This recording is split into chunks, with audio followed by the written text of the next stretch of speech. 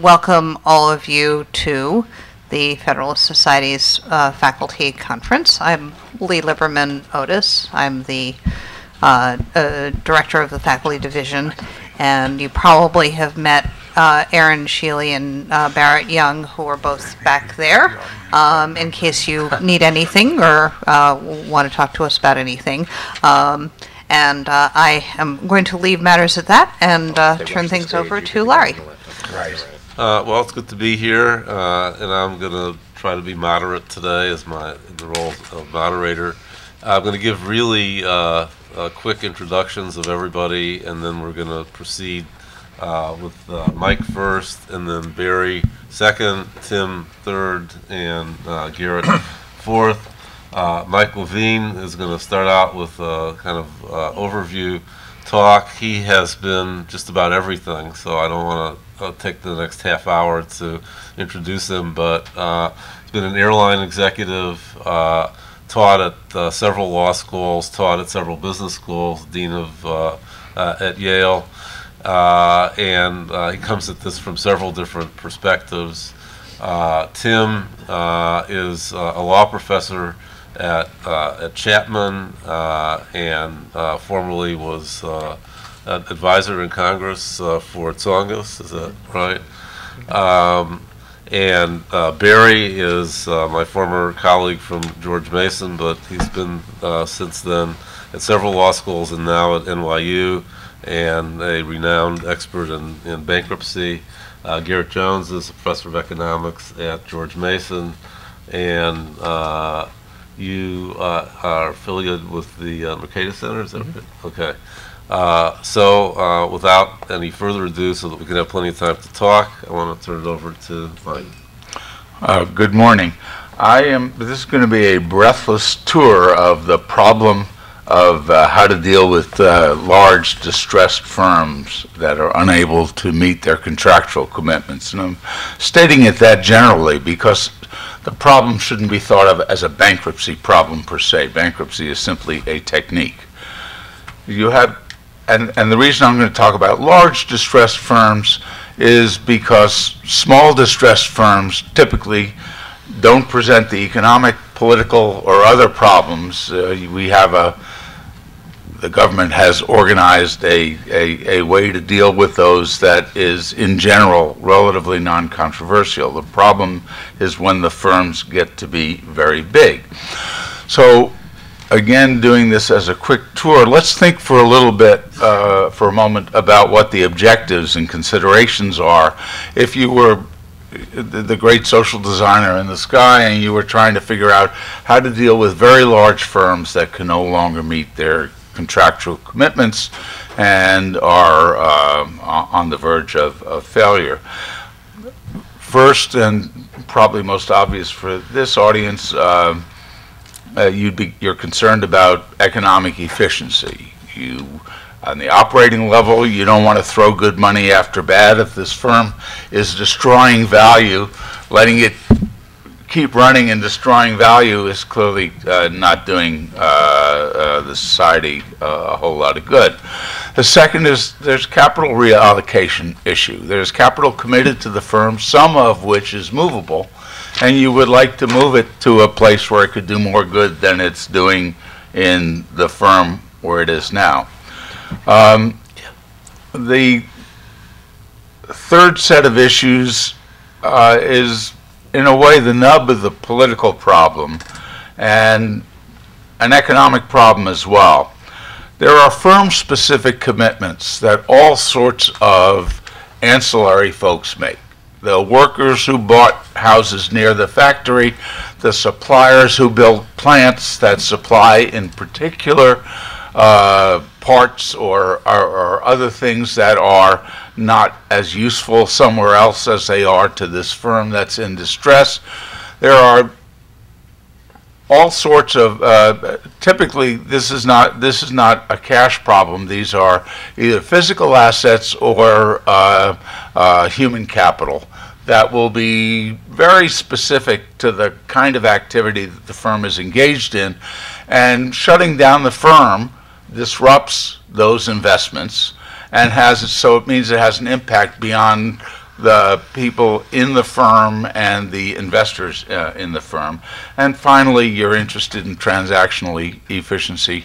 You would like not to piddle away more resources than you have to as you try to rearrange this firm that's in difficulty. So what are your alternatives?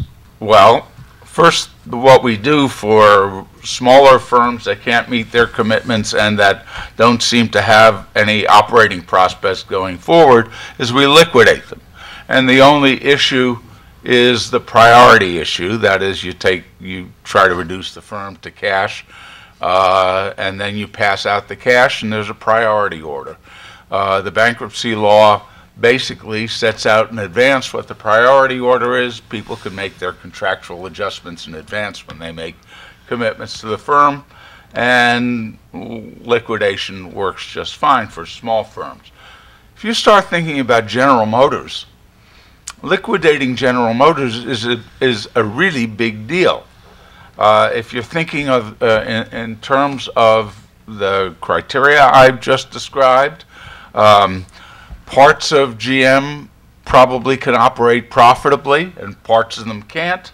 There's capital tied up in GM, some of which you could easily imagine turning back to the people who might have priority for it, but if you turn that capital back, the firm may have difficulty continuing in operation. There are all sorts of firm-specific commitments. If you take GM, for example, it's a network of suppliers.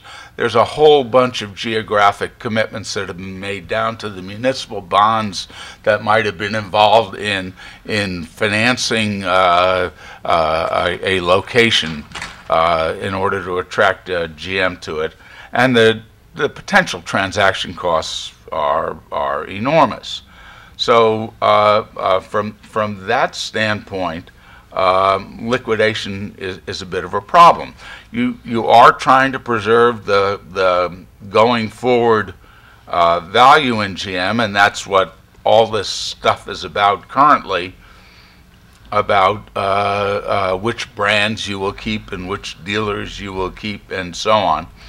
From the government standpoint, from the standpoint of public policy, the big issue is there anything you can do that will just facilitate the process? And in the context of bankruptcy, that's a question of, for example, should the government be a DIP lender, a debtor in possession lender, under circumstances where private capital markets might regard this as too risky, or, as recently happened, have troubles of their own that are making it difficult for them to operate normally.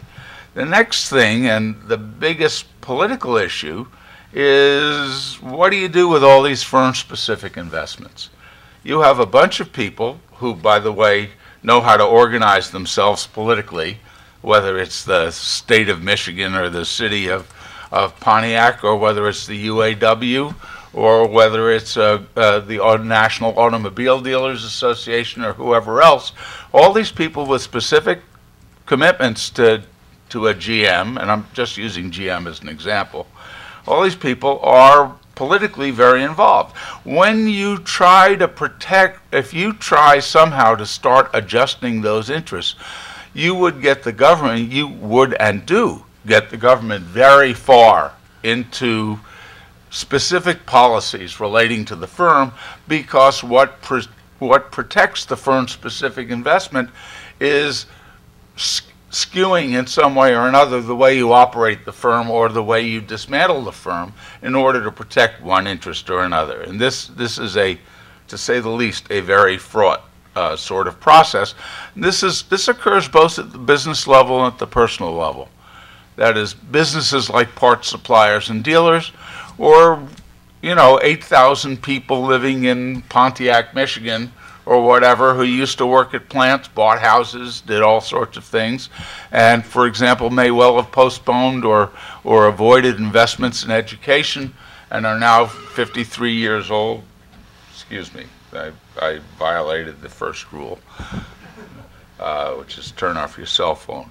So this typically requires major government intervention on an ongoing basis, and that's how you get into the nationalization and subsidy game.